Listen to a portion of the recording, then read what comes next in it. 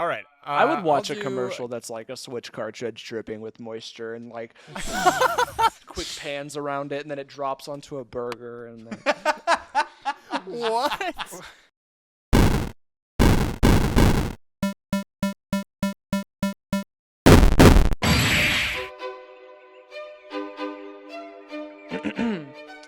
Peach, you're so cool.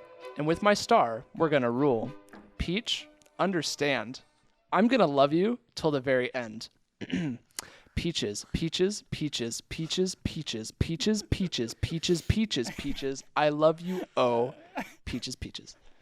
You wish you were Jack Black. No. This has been Wish you a were live Jack poetry Black. reading of I think the Pulitzer winner for the year. I don't know what the Pulitzer's for. Pulitzer, And yeah, whatever it's the this year's Pulitzer is Pulitzer for winner. poetry. The Yep, Pulitzer it's is this for one. It's this one. journalism, I'm pretty sure. It is. It's the Emmy. It's the Emmy for poetry, whatever. Yes. Yes. Welcome to Nights of the D-Pad, where I hit my mic every couple minutes, and we fangirl over Jack Black and his luscious beard.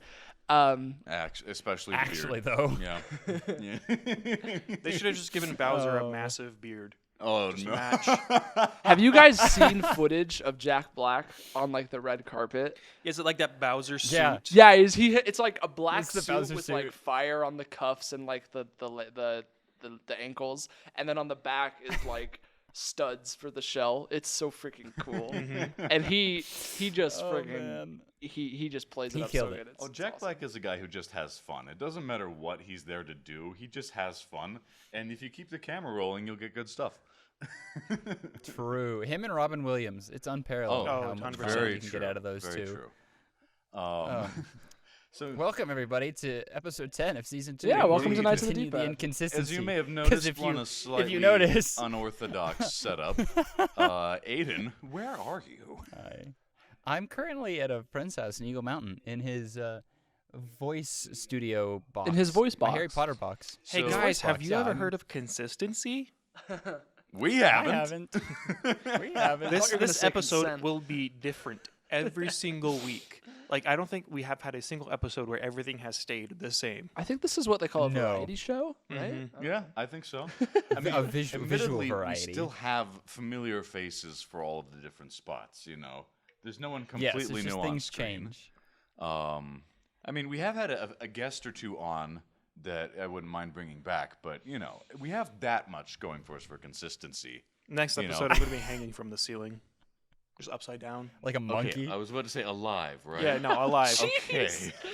Got some Kyle, Doki no. Doki in here. No. Oh no. Oh, Sorry, I man. just So, watched yeah, the I'm- Hunger Games last night, and I guess I Oh, got some good dark movies. thoughts. Good movies, yes, very good movies. Oh no. Oh no. Dark, So though. yeah, I'm not there. I am remote. I am away, but I'm in a good setup, so I think it's okay. You might have a It's- better it's mic than fine. the rest of us. Probably. Potentially. Yeah. I guess we'll hear and you guys will hear it in post. That's another thing that's different. I'm not the one editing the video this weekend. I'm It's sorry, gonna Kyle. be me doing the Hope you video. didn't have any plans this weekend. You'll get to know what I experience every weekend. You know, I would Yeah. offer to help if I had any experience with video editing, but Well, yeah. Oh, Anyway, man. today's So- episode format is going to be a little bit different. We're focusing mainly on news, and then we will be discussing the Super Mario Bros. Movie. I saw it last night. I saw it a few nights ago. Kyle and I saw it on Wednesday. Yeah. I saw it in Wednesday. spirit. Ben didn't watch it. Then He dreamed about it. He closed. I saw it dreamt in about the it. night. I saw it in a dream. He wrote Oh, a that's very really extensive fanfic. Yeah, my Which fan we fiction will- is they based the movie off of my Super Mario Bros. Fan fiction. Of So course. Wow. I'm actually on the credits for writers. I didn't see you there, but maybe I wasn't looking hard You enough. weren't you weren't looking at the credits, don't you? Lie? I was actually No one reads surprised. the credits. I read the credits. I was I was surprised. I'm pretty sure there was a single accredited writer.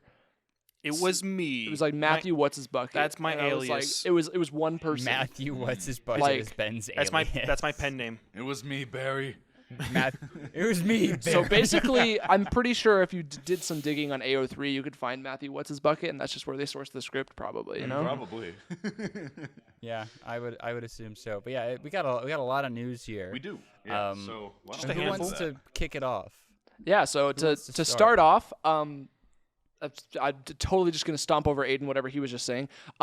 Last Sunday, as we all know, was April Fool's, and I know that Ben will have some more things to say about this to come. Yes. But I had something very, very, very two important things happened on April Fool's. One, Snapcube released the Subspace Emissary dub, a gift from the heavens, and two, wait. Subspace Emissary?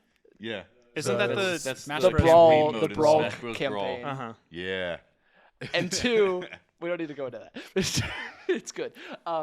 Two, Sega released out of nowhere what has quietly been in production for a couple years, which is a free visual novel called The Murder of Sonic the Hedgehog. It's real. I thought it was a joke. It has a Steam page and everything. I downloaded it. I Yep. played it. The Murder of Sonic the Hedgehog. Sonic is dead. I love because I remember I've got it on my Steam library. I haven't downloaded it yet, but I just love the trailer they have on Steam. They're like, we've been listening to all your feedback. Yes, All of it. And so we have a brand exciting new direction to be taking the franchise. Sonic is dead. It already has over 1 million downloads. Yes, Yeah. it's and Well, it's it's free. It's like one of the highest rated Sonic games of all time. I haven't. no. Visual So novels. I was like, dang, I gotta play this so I can actually talk about it on the podcast. And just the way things worked out, I only played literally like the first 10 minutes, and so all I know is that so far Sonic is alive. But the setting is you play as you are like a worker on this train that that is Classic. hosting like a murder mystery party for Amy Rose's birthday. Oh, that's So so it's- classic. Yeah. It's just like it's on a train. It's It's a real train soft- murder It's supposed to be a mystery. murder mystery party, but it's actually old- an actual murder mystery. Murder Glass on the onion, Orient eat your Express. heart out. I was about to say that Aidan Murder on the Orient Express. Yeah. Murder on the Orient Express. Yeah, it's real. It has all the production value of Sonic Team of Sega. Like it is very Sega. very well made, very high quality. The art is really good. I can't believe it exists. It's I'm a gonna gift. laugh It's so so hard if good. it becomes just so successful that they decide to do more visual novels. More stuff for Sonic visual They're novels. like, man, this is getting more attention than any of the mainline games. Should Just turn it canonize- into a visual novel franchise. Well, I think it's true that a big reason for that is that it's free. It's That's a true. small experience. I've heard Oh, it yeah, only yeah. takes like 2 hours to finish. Yeah. And like it, I feel like it would be being ridiculed if it was like $10 on Steam. You know, I feel like Oh, that'd be yeah. If it actually cost people would be money, yeah. like, Sega's lost their minds. Like, what Yeah. is happening? Yeah. And You know, especially because it's an April Fool's joke. Like, you don't charge $10 for an April Fool's joke. Well, but it's a surprisingly like coherent and very like well written game though. Yeah, I mean, yeah, they, it's not like They put their heart into it. What I can feel. I I say? feel like respect that. most April Fool's jokes from like industry big companies is just like joke announcements and stuff, Yeah. and maybe like they change their homepage for a day. But this is like, nah, we've been working on this thing. We have this like side team that was built making this passion project, and we're gonna release it on April 1st because it's Here amazing. it comes. Here it is. I'm so glad I'm It's so funny. Yeah. we don't live in the doomed timeline, guys. This is not the worst possible timeline. Otherwise, we would not have the murder of Sonic the Hedgehog. Yeah, so I'll when I finish it, I'll let you guys know how good it is. So Thanks, Jason. We appreciate it. it is kind of fun. Valuable to see feedback. The art style on it too. Yeah, it's Quite enjoy gorgeous. that. Yeah, It's really very pretty. well put together. Speaking of April Very good. Fools, so Were you an April Fool, Ben? actually I never got April Fooled. Nobody Impressive. nobody It's like- replaced your Oreo fillings with toothpaste or anything like that. Nope. Our house is very What? chill. Ew. But I remember one time my mom pranked the entire house by making what looked like Kool-Aid for dinner, but it was actually Jell-O in all of our cups. And after we So you, say like, the couldn't drink it? yeah, and after we say the prayer at dinner, we all just take a drink. There's no like formalization to this. It's just what we all do. And so we say amen, and we all lift our cups, and mom just starts howling with laughter because That's awesome. nothing comes out.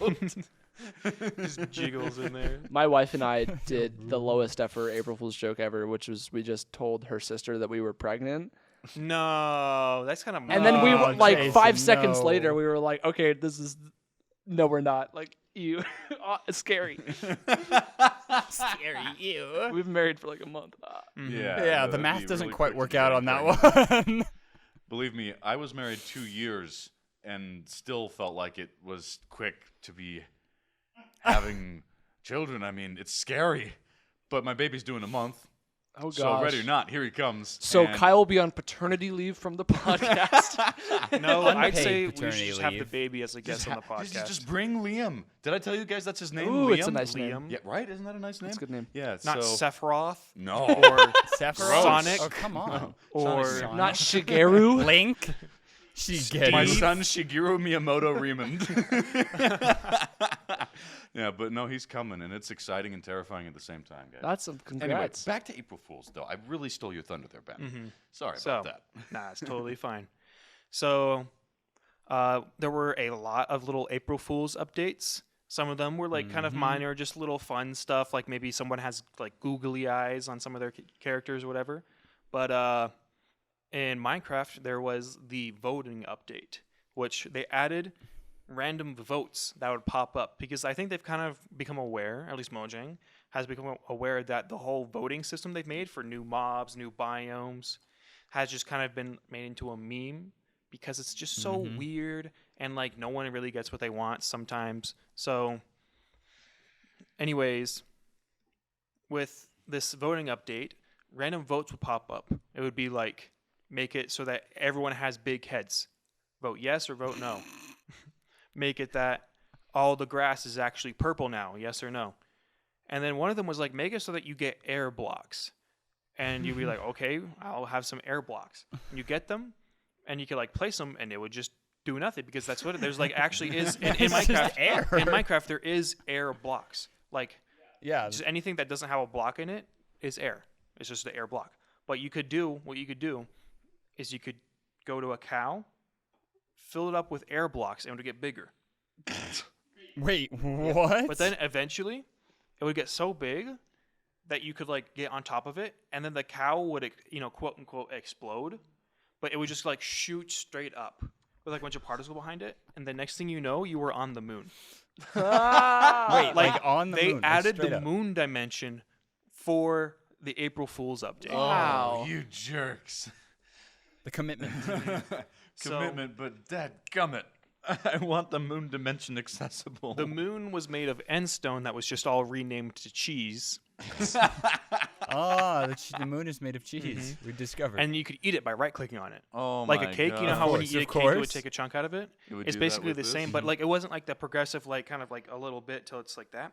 It would actually take like a quarter of the block away, so you can make like half slabs and stairs. so you could eat the whole moon. You could eat the whole moon. After a while, you could eat the whole moon. There were there were moon cows with little space helmets, and they would run backwards. And Oh my gosh, this is way more than I was expecting. I That's can't believe amazing. that I wasn't playing the day this happened. My goodness. Is there a way you can still play the April Fool's updates? I'm sure Probably someone not. has found like the source code and just put it in as a mod. Good. I'm 100%. Oh, this you much could- is true. That's amazing. But you could also find this little tiny structure. I don't know if y'all remember the old Herobrine mod, of where like course. you made like Yeah. a little like a little shrine. a little shrine to for Herobrine. Herobrine? It kind of looked like that, but it was made of a bunch of like metal stuff, and you just step on it, and then it grows into this massive like spindling structure made of like copper and other stuff. It was actually really cool because you could see it like grew out like a tree, but like at 10 times speed, where it would like shoot up and then like spirals would spit out, and then those would grow also their own tendrils, and it would like split and keep doing that.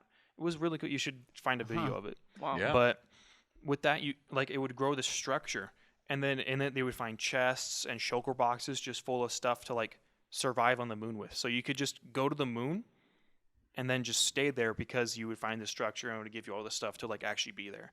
They called it the Moon Research Station. Wow. Did it have That's functioning a cool text to speech like NASA's moon base game? No, that would A missed opportunity. That's a shame. don't look too much into that NASA voice text to speech. Happy birthday, John Madden. So that was the Minecraft April Fools, and then there were like some other kind of like other things that would add like April Fools game modes to, for example, Overwatch. They just kind of like Overwatch had more than a game mode, Ben. it was real funny. So the April Fools in Overwatch had like all the characters had little googly eyes, and then all their like abilities were just super overpowered. Not all their, but like some of their abilities were super overpowered. Like you could with Bastion, you could just spam the grenades as much as you want. Reinhardt could fly if you pressed space when Reinhardt, you were just fly with his charging. Little forward dash.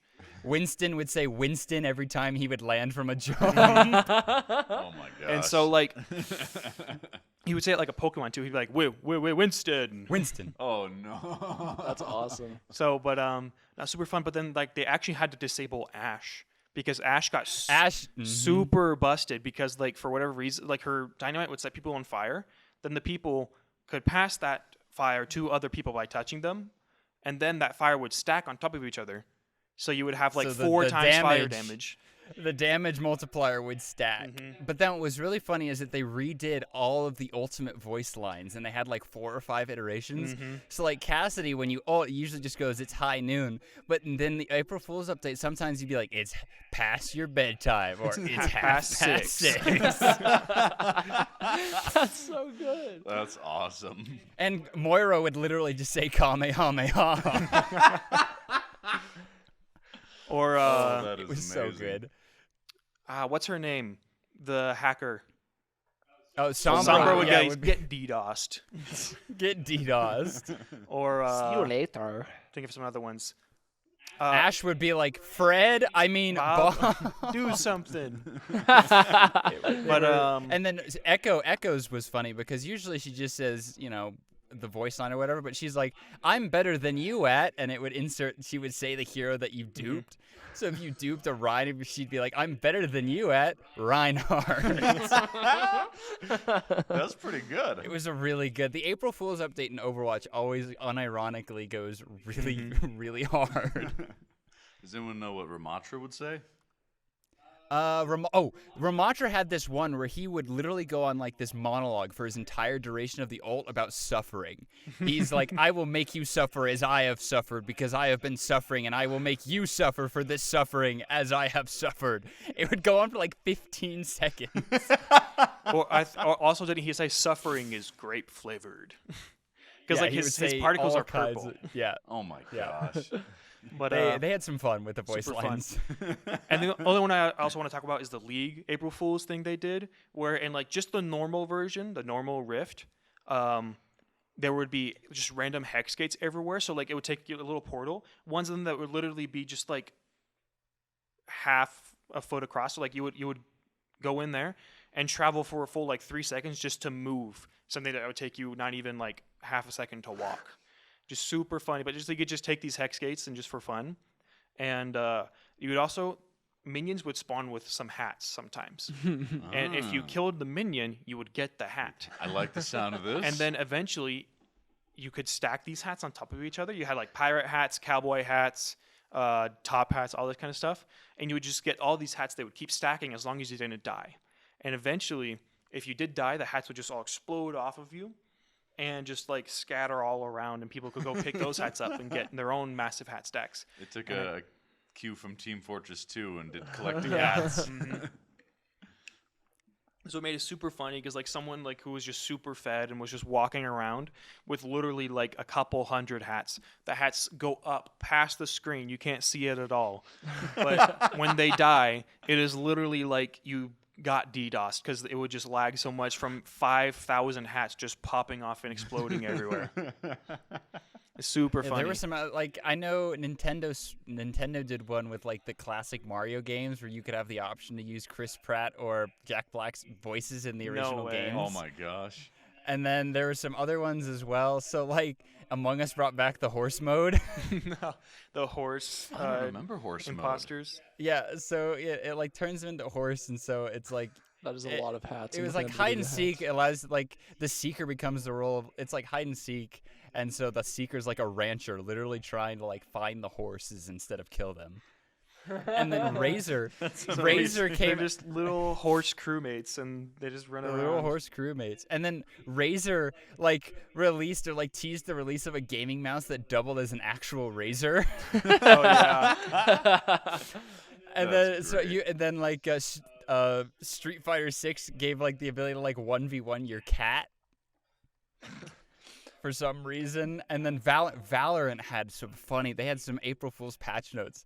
So they had like competitive systems. They were like shots fired while in spawn will shoot into the enemy spawn. Map control is mid anyways. What was funny is they had a competitive updates part where it's like Valorant E-daters in ranked will automatically be funneled to a dedicated queue where they can only hear one another's voice comms. Oh no. Gotta get the E-daters, you know? There were tons. So I many play. games. So much fun. My brothers and I have been playing Advance Wars by Web, which has been around for ages, but it's just like a play by, like it's like a play by email basically on a thing for playing Advance Wars. The old like GBA games, and that community teased Advance Wars dating by Web, and they were like, we've heard all the complaints about how like people say Advance Wars isn't as good as Fire Emblem because Fire Emblem has all these like characters and their development and all these emotions. So finally, we're integrating a dating simulator into Advance Wars where you can date, and that reflects in the game. You see, Overwatch just adds dating simulators anyways, even beyond April Fool's updates. Exactly. Yeah, wasn't it last year that Valorant did a dating simulator joke? Did Valorant do one? Yeah, I think it was Valorant. I'll have to look that up. I haven't heard much about it. They teased That's- a dating simulator. E-daters are hilarious to run into. One of my buddies that I play Overwatch with, we loaded into a game and we were like, "Toast, look at the other team," and it was like Hinata and Naruto, and they had like the matching Genji Mercy profile pictures, and we were like, "Toast, look at the other team," and he just goes, "E-daters," and he picks Genji, and every time he got Blade, he was like, "Where are the E-daters?" and he would just beeline it to him.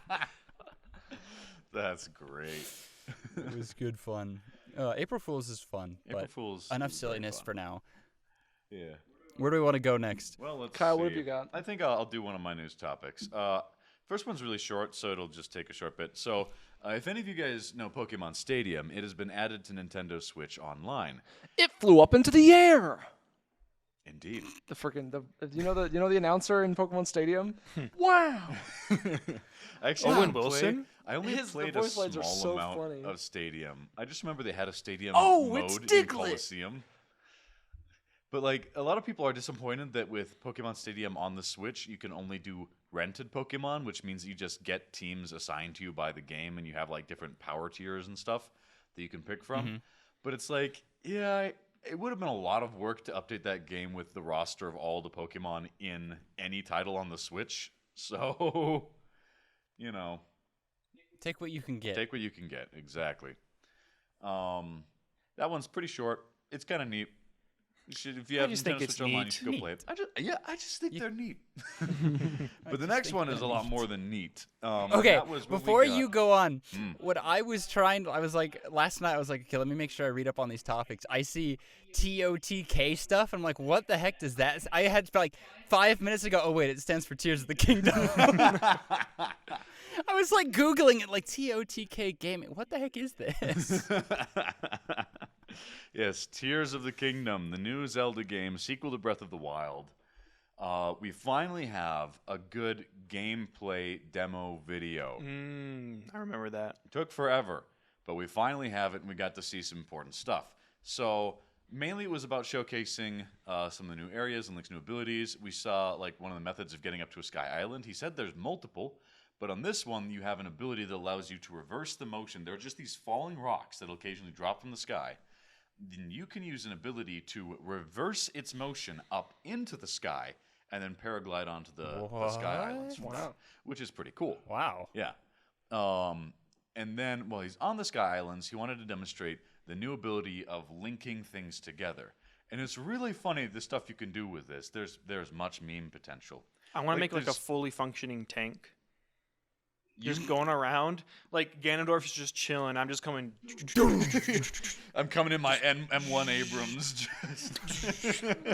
Mans just get blasted. What are those like legendary arrows that do the most damage? The ancient arrows. Ancient arrows. Just man just gets blasted with my ancient arrow launcher. I mean, right here, just scrolling through the gameplay trailer, I just saw a stick fused to a rock, and he's using it as a hammer. Yeah. So, like, what you can do is you can fuse items together to create weapons, to improve weapons. So he's like, this stick is not effective, and it breaks quickly. But I attach a rock to it, and suddenly it's a lot more capable. And it literally is a rock on a stick. It's an improvised hammer. But it gets better, because there are items that say long stick, and you can fuse them together to make a longer stick. A pole vault. So what You can pole vault. I know it is going to be a race once this game launches To for make the gamers longest to make stick. the longest stick. And then it's a Before the speedrun game category. crashes. That's a speedrun category. Longest stick, any percent, right? Can you Or walk they'll on the call it stick? the stick percent. Yeah.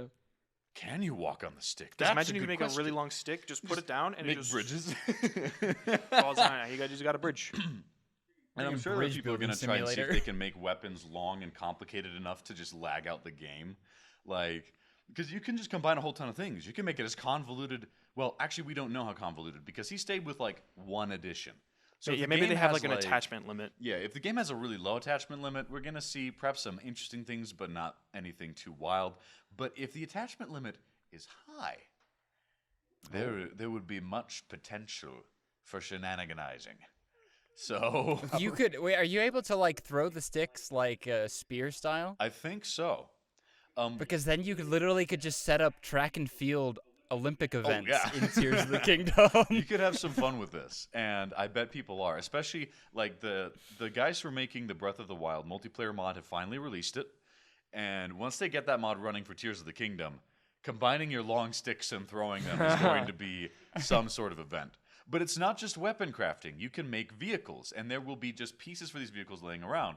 Jason's watching this on his laptop. Yeah, this right is now. like a gameplay example of like using the fuse ability to like bind a couple logs together and then have these like fans on the back that you could use to like put a fan down and use it to paraglide up, or he just rotates it and sticks it on the back of these logs, and now he's got a speedboat. Yeah, and Kerbal like Space Program, here we go. The fans have like a battery that recharges when you're not using it, but it means you do have limited usage of them, which I do worry is going to make flying machines very inhibited, because that timer on the battery ran out pretty quickly. And the footage they show of you making that flying machine going through the air, I don't know if you can stay airborne long enough to do anything meaningful with that battery time, but maybe there's a way you can upgrade it.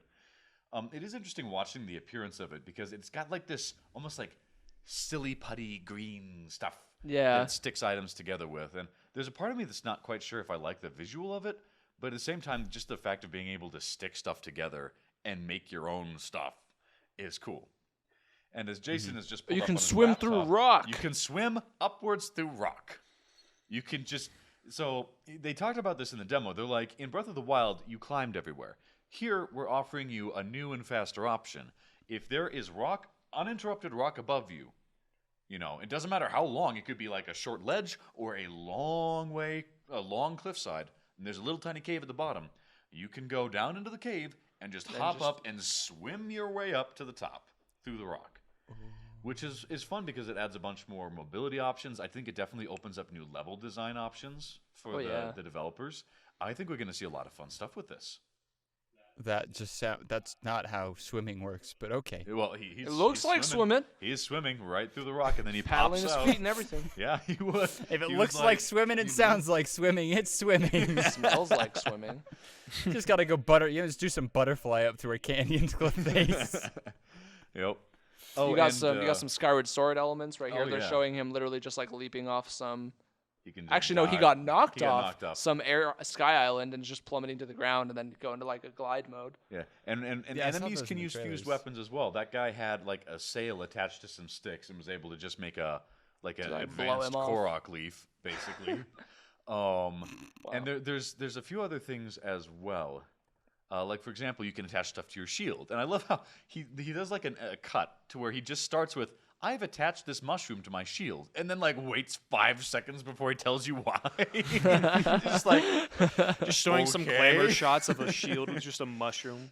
But that particular mushroom, when you hit it, it will like put out a smoke screen, which is fun.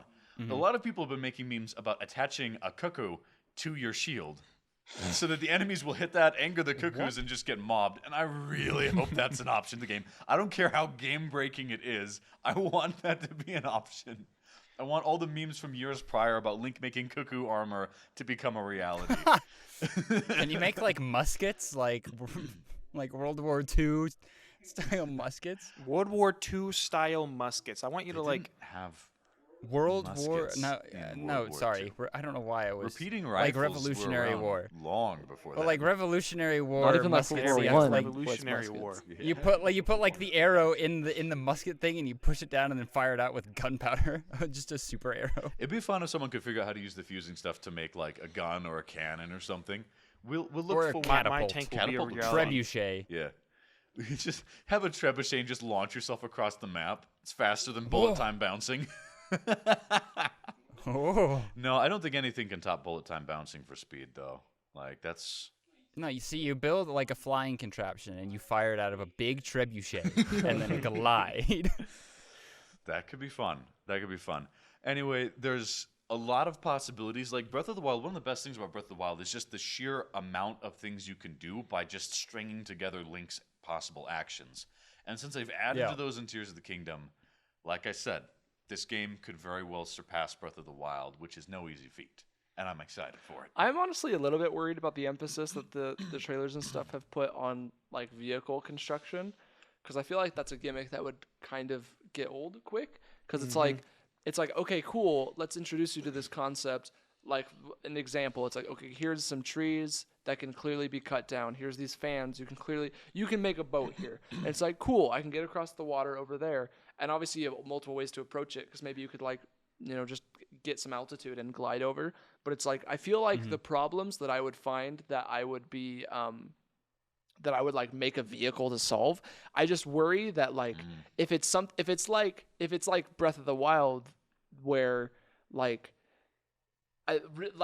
I just worry that building them will be a bit clunky, because like if all you have is basically like the magnesis in Breath of the Wild, that can be really fiddly. If you want to put something where you want it, it's gonna take long. In Breath of the Wild, it's gonna take longer than you would like it to, and I just worry that like, okay, cool, I want to build this cool car thing, and then I'm gonna use it for however long, and then I'm gonna move on, and then it's like, okay, cool, I'm in a new area, I'd love to do that again. It's just going to take me a whole 5-10 minutes to build that again, just because like to get things into the right. I just worry that it's like, okay, it's a gimmick that's going to get old, honestly. I mean, there's a valid concern. So Now, see, either here's how they solve that. You build it, and then once it's built, you have the option to just put it in your backpack and just spawn it like a Pokemon. Honestly, like could that, be fun. I don't know how the frick you would make that make any sense in universe, and also like not just be weird, because now it's like, Game-breaking okay, cool, I'm playing Roblox now or something. Yeah. But it's like, honestly, I think that'd be a great approach to it, where it's like, okay, cool, I've built this design once, I don't have to build it again, That's like a true. blueprint So or either I something. could spend 5 minutes putting together some like wacky contraption, kind of flying machine or whatever, or to get over this gap, I could put a tree in stasis, smack it 16 times, jump on top. I'm gone. I'm already across the gap. Yeah, that's true. And unless vehicles are truly necessary, I'm sure speedrunners are just going to skip them entirely. Even just casual play, I just Quite a lot of think casual about players, like the perhaps. amount of effort required to do certain kinds of solutions might lead to just like, I'm just going to do the simplest solution, Yeah. So that is possible, and that might happen. I really hope We'll that they're see. useful enough that that doesn't become a or like, problem. or even just like persistent enough, if it's like not too clunky to like take them with you or travel with them, so you're not like building a new one everywhere you go. That's true. I know that people will definitely still be doing whacked things with vehicles just for the fun of it, Of course. but like that is different guess from we'll it find feeling out. like a useful contribution to the game. We still haven't seen anything about how the hot air balloon that we saw in the trailer was put together, which means that there are definitely more mechanics we have yet to explore. So hopefully some of those additional things will bridge that gap. But we won't know until the game comes out. Guess we'll see. It's coming out What In day? May. May what? May Day. Day. Mayday. One other quick thing. This is barely a discussion topic, but just something related to this with these all the directs and the announcements and stuff that we're getting and all these teasers. In a Variety interview with Shigeru Miyamoto, he was asked like, "Hey, you know the Mario movie, the Super Mario World Land, Disneyland. You've got all these great things. When can we expect another Mario game?"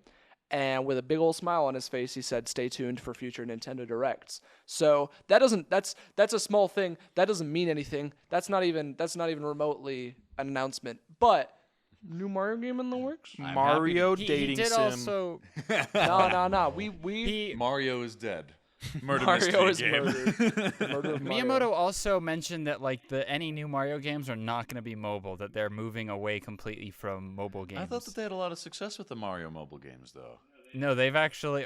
Regardless of if they had success, it seems that they just don't care for it anymore. Because in that same interview, he was like, "Mario's next game is not going to be anywhere near your phone." Gosh freaking bless.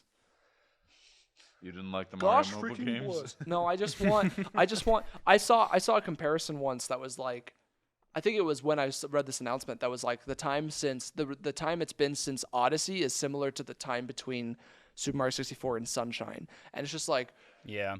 I would love a new 3D Mario, but just like something new. You know, like Odyssey was a beautiful change to the formula, and I don't even care if it's open world.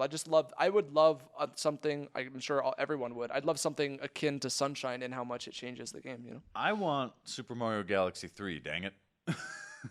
No, we're gonna get Mario, Mushrooms of the Kingdom.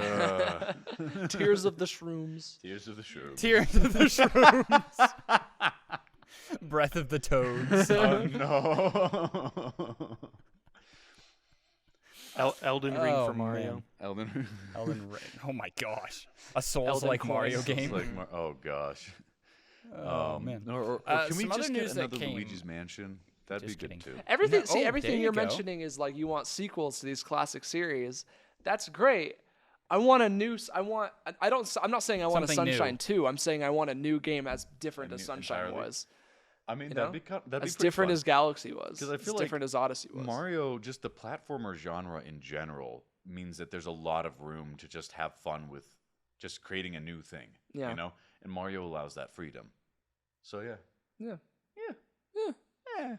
Anyway, Aidan, what's your news? Moving on. Some funny news that came out. I think it was last week because we didn't do an episode last week. So E3 got canceled. Yep. Yeah, rip. F in the Because chat. they basically respects to like they said E3. that there wasn't. They said that there like wasn't enough like interest in it because you had all these big game companies like Sony and Microsoft and Nintendo pulling out because like yeah we'll just do our own thing. So they were only left with like a handful of companies left, so it got canceled. It was supposed to be in mid-June, but now it's got axed. I wanted to go to E3 to report on it for the podcast and also just to be there. Now we'll just watch some streams. Yep. I miss the conventions, getting people together and having booths. Well, It's that's too bad. just rough because everyone's doing their own thing. Yeah. Everyone's just like, oh, Yeah. I've got Nintendo Yeah. Direct, I've got PlayStation. Kyle's right though something. that Well- like this doesn't mean anything for the big companies because they've moved away from the convention style anyway. Yeah. What this does kill is the small stuff. It kills like smaller studios that would be able to have like a little booth and show Well, a and new I game. feel like this kind of is a side effect of COVID because when we all went into lockdown, like these big companies still had to announce their games, and E3 wasn't happening because of COVID, so they just created their own virtual And now events, they're and like, now "This is we're working just suffering. fine. Why yeah, would we go this is back?" the aftermath Yet of another that. thing that COVID fouled up. Curse put it like you, that. COVID-19. Really, the Curse thing, you, the COVID. saddest thing that we lose from this is the unscripted, like shenanigans of E3. You're breathtaking, Keanu. You're You're breathtaking. breathtaking. That's the kind of stuff we're gonna lose. We'll lose The Rock walking out to introduce the original. We'll lose. Xbox. We'll lose. Okay, Mr. Fusame, are you ready? My body is ready. Like, we're gonna, that's Yeah.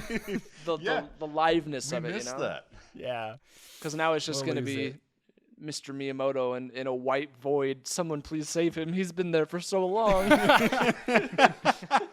All scripted. Yeah, and then you don't have like the people like giving live demos. Yeah. Like I remember the live demo for Breath of the Wild, and like the two No, girls no, who were no, giving no. that. They were oddly obsessed with shirtless Link. Come to think of it. But anyway. the live demos that I remember are when they were like introducing the Kinect and how badly it performed. That's Like true. the live demos for the original Kinect games were so bad. See, all the pressure of live of it being live is gone because Yeah. now everything is going to be meticulously pre-recorded. You can just do as many takes as you need for And it it's to look like- as good as possible. I feel like us as the consumers, as far as news, we'll still get all the news, we'll still get all the announcements, but we're just gonna lose a little bit of the memes, you know? Yeah, we're gonna lose memes. We may even lose some of the confidence because we know that everything is just Yeah. pre-produced to look as good as possible. There's less authenticity. Just like fast food commercials. Yeah. Exactly. Oh well. All right. I would watch I'll a do- commercial that's like a Switch cartridge dripping with moisture and like quick pans around it, and then it drops onto a burger, and then What? just think It sounds about like the a, way sounds that more food. like a fever dream than a commercial. Think about the way. Yeah, Just think Jason, about I'm gonna how need you to stop. bizarre the way that food is advertised, and apply it to literally anything else. Oh gosh. It's really weird. No, you're right. I don't think I don't think I want And then to, like Jason. they'll drop all the ingredients of the burger, and then there's that splash of water behind it for Yeah. some reason. Yeah, no. The only thing that comes close is like shampoo ads. Where they're just like, it's like, going- this is like so sensual and weird and just. The And- shampoo but it always has to go in like directly to the everything hair is so follicles moist. and show how they're all cracked and destroyed and looks like a Yeah, dead the forest. good old- And then with one drop of this magical lotion, it is just- suddenly just alive and beautiful. Speaking of shampoo ads, someone that looks like would be in a shampoo ad, Overwatch 2's newest hero, Excuse me? Lifeweaver, straight up looks like he would be in a L'Oreal he would be a Life- model. Lifeweaver? Oh wow! Lifeweaver. Oh, He straight You're up right. looks like he'd be in a shampoo that's a commercial. beautiful So, man. Lifeweaver was just announced. I think he's tied. I think is what they said. Oh, He's you from Tied. haven't seen the What is it? Lifeweaver? Lifeweaver. Oh gosh. Lifeweaver. Dude's Yeah. more So he's fabulous the than newest. Legolas. The newest announced hero. He comes out on Tuesday, which I guess is tomorrow. He's not as of holding release like a when this episode aura airs. ball, energy ball. It's a freaking lotus flower. It's a flower. So his abilities are like his lore is like he worked alongside Symmetra in Vishkar, like the hard light kind of company, and he kind of went a little further. So yeah, his like whole kit is based around like lotuses and flowers. So That's a pretty funny thing cool. about And- this, I saw some memes. There's a character in Genshin Impact who puts down this sort of flower-looking thing that you can stand on, and it lifts you up. And so That this guy sounds comes familiar. out and puts down a flower-looking thing you stand on and lifts you up, and everyone was like, Lifeweaver's abilities are interesting. So first, like his primary fire and his primary healing have been reported to be very clunky because you have to do like some kind of switch animation or something. But his abilities are where the community is a little torn. So he has like the pedal platform, which is like pressure activated. That can do a lot of cool things. It can like lift Orisa up when she's ulting. It can cover up like a junk mine. It can block it can block things, but it can be hacked. And it then can there's be like hacked. rejuvenating Okay. dash, so he's able to like dash in a direction and get a slight amount of healing. But the ability that's the most controversial in Oh, the community no. is called Life Grip. Oh, I just read So it. it allows you to shield and pull an ally towards you. Oh no! Well, like But there's completely no without the other person's input. without the other person's input. And so the community is torn about how trolly this ability is going to be used and Oh. if it's going to like mess with games. "Yeah, this Can you is imagine gonna like troll." Lifeweaver just runs into the enemy team and says, "Hey, you, just yoink, you're Come coming with with me." Or just like yoinking people off the map on like Ilios Well. Jump And off so the side of there's, the like, map and just yoink the party tank with You you. yoink them off with you. Yeah. So it's like there's two parties. There's the side that thinks it's going to be a mess. People are going to troll with it. man. And then there's the side that I'm personally on where I think the amount of trolling is being overstated because people will troll in my games regardless of this ability existing. I could even imagine outside of intentionally griefing. I just feel like like maybe people will get used to it, but it's just gonna be weird. Where it's like, okay, cool, I'm gonna go in, I'm gonna dive, and like the team isn't following you, and so you just get yoinked back, and you're just like, what the frick? Like, come on, like I'm going in. Like, What about this? My idea for like fixing it is he'll snatch you, or like put the tendril going to you and like the sphere around you, and then like you'll be able to see that. And if you like double press space or something, then you'll get yoinked back. Well, no, but see, the problem is Overwatch is too fast-paced of a game for something like that to work. The reaction time. Because, like, if you add any kind of input, like, of the other player, it suddenly can't be used in a split-second, like, life-saving moment. Because, like, definitely the point of this ability. It's like, Yeah, oh, my friend is about to die. Snatch, you know? I feel like, though... Yeah, it's like it's the life-saving and an anti-int ability is essentially what it is. Yeah. And, like, it definitely has its uses. I feel like a really good Life Weaver could be game-changing. But a bad Life Weaver is going to be more annoying than a bad any other character. It's going to be the new, mess like... up your positioning every time. It's going to be like when someone picks Hanzo and you get yelled at or whatever. Yeah. I don't play Overwatch. I don't know who you get yelled at for playing. But, like, I feel like if you see someone pick Life Weaver, people are going to be like, okay, we'll see. I don't know. Yeah, so it's like that ability is where a lot of people are worried about what's going to happen. He has, like, an odd passive where when he dies, he drops, like, a health that anyone pack, can pick up. That's amazing. That anyone can pick up, but for your teammates, you could kill him for your teammates, it's like it's a mega health pack, so it's like 200 health if your teammate picks it up, and if an opponent picks it up, it's like 75. Yeah, something like that. Pack. Wow, that's really cool. That's and then still quite a lot. The last thing is his ultimate, which like summons a massive spiritual tree that is like a structure that can block damage. It has health, so it can be destroyed, but it like blocks damage in line of sight, and it like can pulse healing as long as you're in its effective radius. That is very interesting. Overall, looking at this kit, I think that like, yes, okay, you can make some arguments about how this is like risky and will be used for troll stuff, but I can't see anything here that won't make the game way more interesting in some really unique ways. So, we've never like seen. Mix things like up. that's really very creative. They've announced that he will be available for play when the Overwatch League starts in a couple weeks. I am just waiting to see which team is going to try and cook. And whether or not it's a kitchen fire is a different story, man. but I want to see the pros come out with some like set plays and just have it like, because they're in with the pedal. You can put a Maywall on top of the pedal and just go to the stratosphere. You could have the highest of high noons. And my buddies were talking. And let's be real, there's going to be so many people who are going to figure out a way to glitch out of the map with this, just like they did with Maywall earlier. You know, what's funny is me and some of my buddies were talking is that with the life grip, the pulling, you can literally Beyblade now. You nano the Reaper and he presses Q and you literally let him rip and just yoink him into the other team. That's what I'm saying. That's like you think about just what could be an ability in a game like Overwatch, and it's like, okay, cool. You can think about crowd control, and you can think about damage over time, and you can think about different things, the different ways, different systems different ways that systems in the game can interact with each other.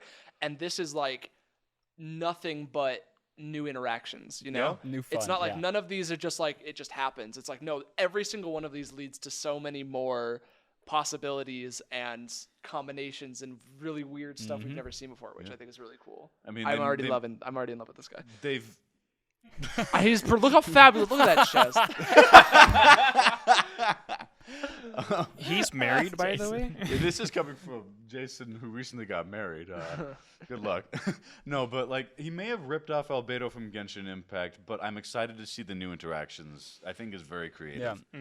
Like Overwatch has done a good job of providing a lot of creativity in the diversity of their characters. Well, and they've also announced they've said. Now, as whether or not this was for pandering purposes, yeah, that's a different conversation. But they've announced that I think he's the first openly pansexual character in the Overwatch universe as well. Okay. So like the voice line interactions that he has with the other heroes are like just way different than any other character because he's just like thinks everybody's fabulous and everybody is just wonderful. Interesting. Does pansexual include robots? Because there's like 8 robots in this game. That is not something that we know. Maybe. I'm curious to see like how he interacts with Ramatra because Ramatra mainly spends his time just trying to roast everybody. He's Yeah. just the antithesis to Ramatra. They're like, we put a character who that's roasts Zenyatta. everybody. Now we got a character who just likes everybody. Ramatra's like, you're trash. And then Lifeweaver's like, beautiful trash. No, he's gonna say like, but that trash is my treasure. You know, something like Whoa. that. There you go. You know, Oh, he's gonna have some sort of pick-me-up Yeah. line after that. I like this guy. He comes out on Tuesday with the release of season 4, so should be fun to see and finagle with him and see what happens. He's got a chance to really mess with the meta, which is fun. Yeah. Cool. All right, Any more news? Jason. topics?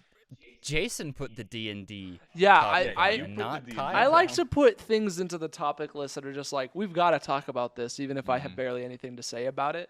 But I have a little bit to say. So there was a D&D Direct, which wow, Wait, why did freaking you Hasbro sigh went like to the that, coast. Kyle? Just like with every passing month, it feels like they're more and more just like very, very confident that D&D is humongous. And like, yes, it is, but every time it's like, wow, is D&D really this big? Like, you made a movie, you did a D&D Direct? There's a Minecraft thing, like an official D&D Minecraft cross. Like, what is happening? I actually did Like- download the stat blocks from that, and it was I kinda know fun. that D&D isn't as niche as it used to be even like 5 years ago, but it's like, are we at this point? at the What the same heck? time- I feel like Whoa. Well, So you got to funny. understand that Hasbro as a company is struggling very majorly. Like the rest of their sales and most of their other things are very bad. D&D and Magic the Gathering are their two biggest money makers by a long shot, and it's insane. This is true, And yeah. admittedly, part of that with Magic the Gathering is just that it's expensive cardboard, so it's easy to make, and you sell it for very high prices. And they have been jacking up the prices on Magic cards, which the community has been responding negatively to, but still buying the cards. It's expensive. They cards. did not- the MTG community did not have. Yeah, they were addicted. They didn't have the fortitude that the D&D community had to say no to some crap, which is exactly what happened at the D&D Direct, because it just turned into a massive roast session from community content creators calling out Wizards of the Coast on all the bad business decisions that they've made. I'm And just I mean, wondering like, why the Creeper has a base 16 dexterity. This seems really high. Yeah, and its movement speed is the normal movement speed for a player character, 30 feet per round, which is not how creepers work. Creepers walk at he's half schmoovin'. your speed in Minecraft. The creepers, they're out here schmooving around. Schmoovs. Yeah. They've They got have the a schmoovement. +7 to stealth. So, That I can understand because they are completely silent when they walk, and they have a camouflage pattern. Okay, so back me up, back up. I knew that there was D&D stuff in Minecraft. Now there is Monster Compendium. Minecraft, yep. You can fight creepers. Yep. Official stat blocks for creepers, the Oh, Ender man. Dragon, blazes. What else? I have this downloaded on my laptop, but it's over there running the Discord. That's kind call of with silly. Aidan. I guarantee this has been done 15 times. Like doing it officially is kind of weird, but oh well. Yeah, well, now there's an official stat blog, so No, but you now don't it's need the homebrew official, ones, even if Jason. there's probably a homebrew one out there that's better. But yeah, Yeah. the D&D Direct, I think was, how long was it? Like 2 straight hours? And they opened up, the funny thing was they tried to, they acted like they were going to be giving a bunch of major announcements and cool news, and then they just left it open to a pretty mediocre Q&A, and that's when the community content creators took over. And that's when they turned it into a 2-hour roasting session where they kept trying to cancel the Q&A, and the content creators wouldn't let them. They'd keep coming at them with more like serious questions about their business practices and why they're making their decisions. And so like Hasbro, I feel like they've been really trying. They know that they have major brand recognition with D&D now. Thanks to things like Stranger Things, their new movie, they are more popular than ever before, more accepted than ever before. The Satanic Panic is long over. And people recognize that it's really just a fun game. And so they are trying so hard because they know that this is their lifeline of revenue. They're trying so hard to just throw their weight around and say, look at me, I'm the big wig, you got to do what I say. And they are failing left and right, and it is glorious. Got him. I love it. I love them Can't just mess getting with the their D&D butt I handed feel to like 'em. I feel like everything that they announced is basically everything on this list I can look at and be like, who asked for this? What is this? Why does this exist? Wait, Like, who? the Who asked? Mega Wool. like, I guess one thing that was interesting was they showed off hints. They showed off some very like in production still stuff for a like the official D&D virtual tabletop. Yeah. And they're trying to make it look like freaking that one game that I can't think I've never played. That one game that's basically just a D&D virtual. I'm trying to remember what it is. I know there's someone. I'm gonna look up this person's YouTube Diablo. channel I don't know what because- I'm talking about, but it's just like it's like it looks very cool, like 3D space, and Yeah. you put the DM's got control and put the thing down. It's basically just that one game that Divinity Original It's Sin. Divinity. It's just that, it seems, and it's like this is really cool. I don't think I But- would want to play on it. Like it, I don't know. I I'll don't know. stick to my tabletop. Like, There's something to be Thanks. said about miniatures and foam cutouts that you made yourself. but it's just like, well, like even if you're just using like a virtual tabletop or something, it's like you can find so many assets and stuff like that. Yes, you can find and you can support artists and you can buy premium stuff, but anyone and their mother can play D&D for free, you know? You can play D&D for nothing. All the Yeah. books are online for free. I know this virtual tabletop is going to be like $5 a pop per like environment, per freaking monster, per like every freaking model you ever want to use. It's like we're talking about Hasbro, who is desperate for money. Like I feel like it's just going to be a huge cash grab. Like it's going to be like, okay, cool. It Here might be a comes really the cool D&D experience. Battle Pass. It's just like this That's is what this I'm looks afraid cool, of. but I feel like it's gonna be inordinately expensive. You know, it's Yeah. gonna be so segmented. You're gonna be buying things in such small packages of like, okay, cool. Now our heroes go to a tavern. Boop, that's like $8 for like this. You know, it's. There was someone who wrote this great satire of that, and he's talking about, yeah, my D&D session went great. We were going along, and we all put together our money to pay for the pass to play the game today. And like, that was $40. And then we got really hurt in a combat, so I passed a plate around the table, and we managed to scrap together $8 to revive so-and-so's character. We ran out of spell slots, so... it was hard, but we managed to pull together $15 to buy some extra spell slots for our session. And it's like, that's scary that, I don't think it'll get that bad, but there will be, like, there's no doubt that they're going to try some sort of very predatory monetization scheme. And it's like, they just don't understand that you need to let your brand grow to make money off of it, not squeeze the life out of what you already have. Yeah, I just feel like they're making this like boutique designer item, this product that's like, yeah, this is gonna be. It's I'm sure it's beautiful and it'll be amazing, and it's like really great 3D art and these amazing models and everything's animated, it's freaking great. I'm it sure looks cool, It will be, yeah. and that demands a certain price point, like for the amount of money that's going into this. And then I can just pull up Owlbear Rodeo, find some free maps online, like. Even if you're paying for 2D maps and stuff, it's not going to cost what 3D assets are going to cost. It's just, Exactly.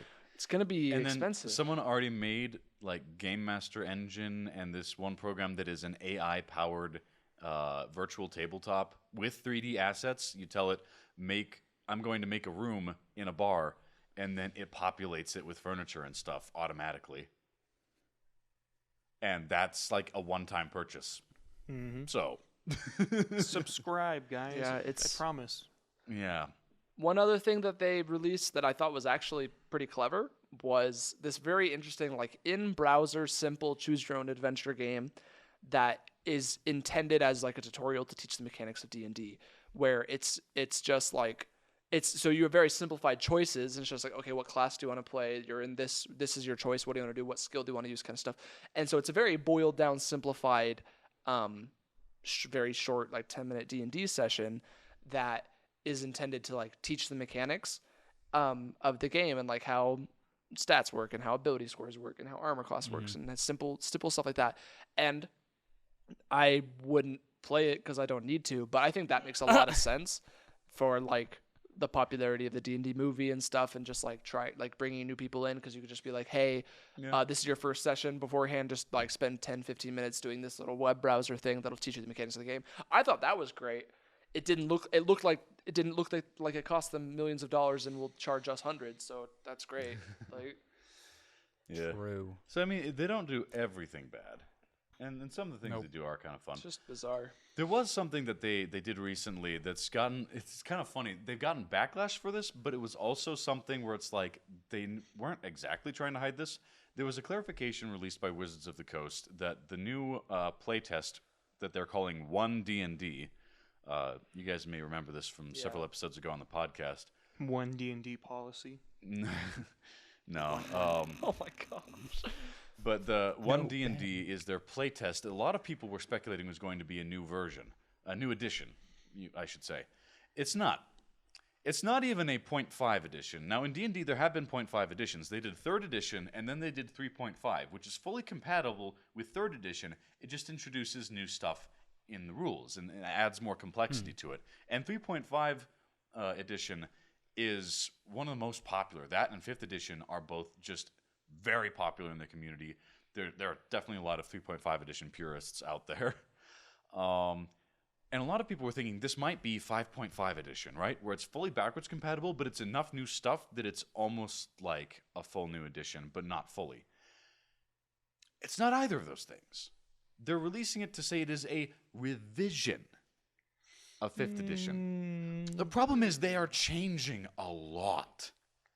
So like it's almost like lip service, because 5th edition is what became popular because it was the current edition when Stranger Things came out. It was the current edition when Critical Role became popular. And I think a lot of the popular speculation is that they are just afraid that if they introduce a new edition now, it'll just scare away a bunch of potential customers, or potential paying customers. Because they don't want It's funny, in this case, they're afraid of killing the golden goose with 5th edition, but they didn't stop them with a bunch of other predatory practices they tried to put on 5th edition, so their priorities are in weird places. But, like, they're changing quite a few things, but a lot of the changes feel half-baked because they're trying to make it as backwards compatible with 5th edition as possible, but without just making it work as 5.5 edition or 6th edition or anything like that. So it's putting it in this weird place of like, you know, you now have 2 different versions of the cleric class, period. Not a bunch of subclasses, which there already are, but like 2 entirely different ways of approaching the class, spell casting, the rules about what spells each class has, and all these other fundamental things, but they're all looping it under the same edition of the game. It's weird. I don't like it. Well, and I was getting excited for some of the things anything- they were trying to do and hoping that they would take these changes further to like create some new experience that would be new and novel and interesting. And nope. The entirety of it is controlled by whoever thinks is going to generate the most revenue. Well, if we've learned anything, it's that Wizards of the Coast is a terrible company. Well, yeah, I feel like it's less Wizards of the Coast itself, and well, I mean, Wizards of the Coast has done some sketchy things before, but a lot of that came after the Hasbro takeover. I also think that Hasbro's the terrible company. I also think that it's weird that like they talk about this, that like, okay, well, first they're saying that 1D&D is the next generation of D&D with more comprehensive versions and rules, but like, at least correct me if I'm wrong, but it seems like they're definitely being like, this is the plan moving forward, and they're building up this, they're setting up this framework for whatever future changes and stuff they'd want to do. And like, just by the fact that they're calling it 1D&D, they're not calling it 6th edition or whatever, it feels like they're doing away with additions, you know, which it makes me think of like video games in the last 20 years, where it's like when you push something to release, it's no longer a finished, complete product that you don't touch anymore. You know, it's ever evolving, and we're going to keep patching it. We're going to keep updating it. Sometimes we're going to drive it into the ground, you know?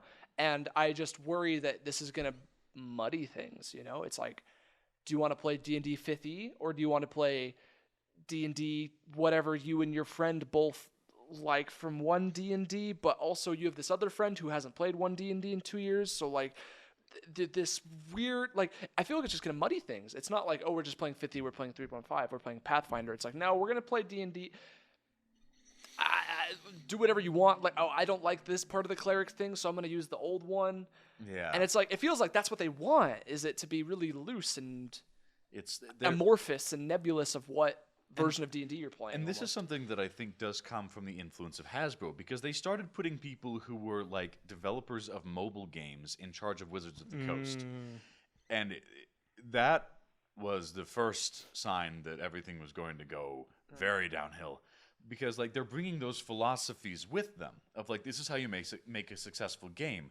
But they're forgetting that the medium of the game is just as important as any other factor, perhaps the most important. We studied this in some of the classes I'm taking about media effects and stuff, is the medium of the media, what it is, will affect everything about it. Like this podcast, we have an audio version and a video version, you know? And knowing that, we don't rely too heavily on like making some gesture or face, because our audio listeners will just miss that, you know? The medium affects the media.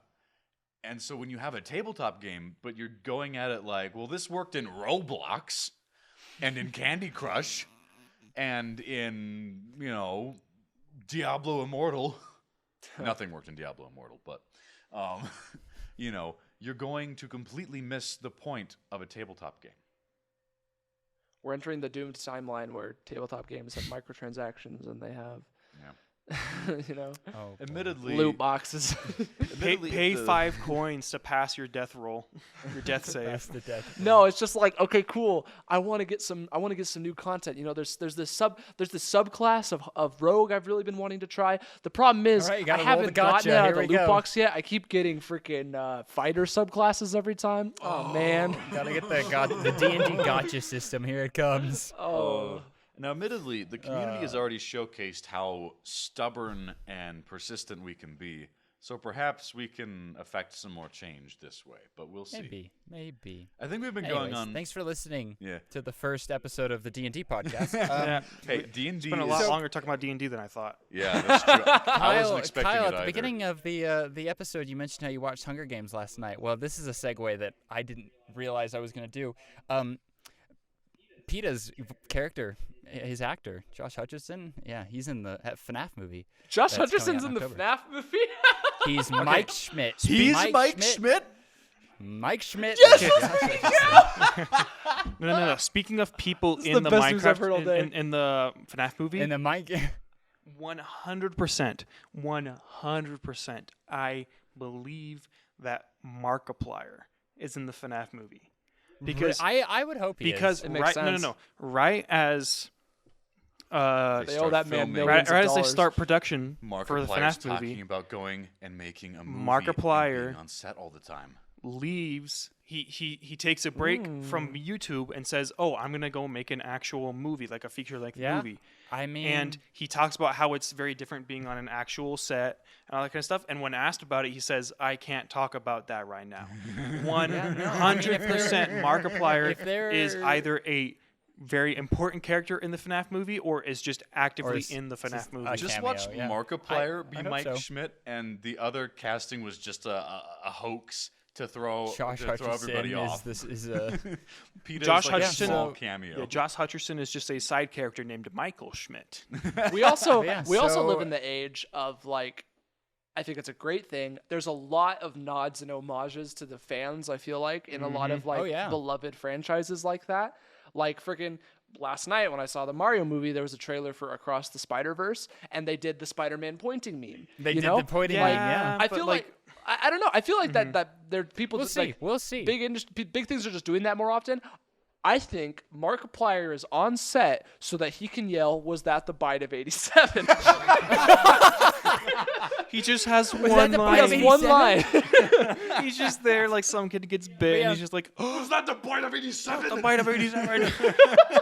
But, so we have a release date for that would, October that'd be so that would take me October- out of it so hard, though. I want him to be an 27. actual character. He can be a real character. we've He just got has to a say release that at date. some point. I just He's want like him- doing He research does. into the history of like, wait, there was this cover up, this pizzeria. What's going on? Was that? Bite of 87. He's that like the this point of detective. 87? Yeah. and then he gets stuck in the restaurant and does the double finger defense. Oh man. I don't know if I'll see it, but the release date is October 27th, so right around Halloween, which is right Is time it- to on be purpose. releasing a FNAF movie. Have they talked about a rating? I don't think don't so. Not think that I it's know. rated I would imagine yet. PG-13. That's my best guess. Oh, yes. yeah, it's probably gonna be PG-13 Yeah. because like some people were talking about it. It's like FNAF has never been about gore. Yeah. It's just been about horror. Yeah. So It's I about don't imagine suspense, it'll be you know? rated Lots R. of suspense. So we have atmospheric, psychological, but Yeah. never gore. so we've Yeah. got a release date for it. But you want to know what other movie we also have a release date for? Mm. The Jason Momoa Minecraft movie. What? That's What? Right? Yeah. Whoa! What? Wait! Jason Momoa Wait, is wait, starring wait, in It a has, Minecraft it movie. has a date, wait, release wait, date wait. of Release date April again, 4th Aidan? of 2025. So Jason Momoa 2025. is allegedly going to be the voice of whatever main character it is, whether it's Steve or whatnot. What? I hope it's. What? I Steve. mean, if there was an actor, if you What? look at Jason Momoa, I could see him being Steve. I suppose. What? This is what? What? you didn't know isn't this? real. Yeah. I didn't know I this? learned this A a there's long time A ago. there's a Minecraft movie. That's You news didn't to know me. about that? B Jason Momoa. Yeah. So if I remember Yep. correctly, Oh my Minecraft and gosh. FNAF like got their film rights optioned at about the same time. Announced in Multiple years ago. 2016. Yeah, it was a Jeez. while. Well, it's ago. funny. The filmmaker is the guy who did Napoleon Dynamite and Nacho Libre, I think. Yes. This is what we need because I think I Oh remember like they had some ideas and then they split with one of their first directors. Yeah. Because he wanted to make it like kind of like the Goonies, and they Mm-hmm. were like, no, we don't want to do that. And now they've got the guy. who Oh, did man. Nacho Libre. Napoleon Napoleon So Dynamite we've and got Nacho two Libre, Jared more House. video game movies in production, with one having been released recently and a tabletop game having been released. I mean, we're going places. We are. Like, Wow. honestly, there's been a lot of good stuff recently, and a lot of it has been pretty good quality, especially compared to how some of the old stuff was. I mean, there's still been some kind of misses. The Assassin's Creed movie was interesting, but just it didn't really hit right. Yeah. But there have been some real good successes. We've had Sonic, and we've also had Mario. The Let's Mario finally movie. talk about the Let's Mario talk about movie. that. So we will let's spend the first little bit for audience members who have not seen it. We'll talk generally so we don't spoil anything. Yeah. But we will have we will later then have spoilers, but we will mark time codes and description of audio and video so you know where to just skip, and we will alert you very verbally. Spoilers. Yes. So no spoilers right now. Spoiler-free reviews for the three of us that have seen it and the one who saw it via astral projection. Yep. Yeah, we should start with him. Thoughts? How did you like the movie, Yeah, Ben? Ben. So, I heard from a friend. This is completely not my opinion. He just said it was fun to watch. He thought he's like a very movie critical person. He thought the plot wasn't all there, and it was more of just like a Easter egg kind of. Oh, look at that! I remember that from this one certain instance kind of thing. And so he felt like it was still fun to watch, but it was like in a movie critical director like kind of standpoint. As a movie. Like as a movie, no, but it was like a fun kids movie. Yeah. So I would agree with that sentiment. yeah, I'd say like the focus was definitely more on just including fun things, and like it was more on the humor and on the referencing as much Mario stuff as possible, which I think Yeah. was better than trying to put some award-winning plot into Super Mario Brothers. Sorry if you I if you think you're right. disagree, but I think that's honestly a better way to take it and would have produced a better film, because I think if they tried too hard with the plot, it would have been so fake and so forced and so bad. Yeah, I think that they did a good job. They knew their audience, essentially, was what it Exactly. was. Because like they knew that as long as the movie was good for a video game movie, that everybody who's a fan of Mario would come and see it. Absolutely. And at the end of the day, that's mission It's like, accomplished. you know, because I thought it was a decent movie. It was, and it was a lot of fun. I would describe it as a joyride.